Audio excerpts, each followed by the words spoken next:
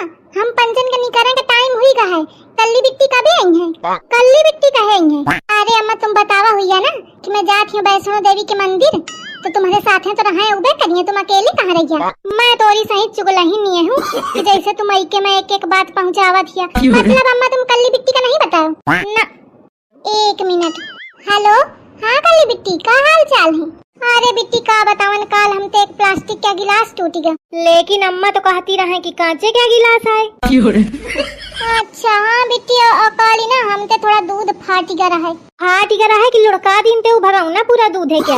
आधा लीटर तक पूरा दूध गिरा दिन ते। अब बिट्टी पता है जो अपने मोहल्ले के बंसी नहीं है, वो की दुल्हन के लड़कवा भाई की बिटिया भे खे सास बहुत मुंह बनावती बिटिया के होए में, और खे माई के लाल रंग के साड़ी आई, बिटिया के पीले रंग के कपड़ा आए हैं। हाँ बिट्टी अच्छा फोन धरत हियो, सुनियो एक ते एक हगनी मुतनी बातें अपनी बिटिया तक पहुंचाती हवा, कहती मैं नहीं बताऊं। अब सीधा सीधा बतावा कि कबे आ रही हैं? तोरे जाए के 1 घंटा बाद। दुनिया सुधरी जाई पाई, महतारी बिटिया न सुधरी है।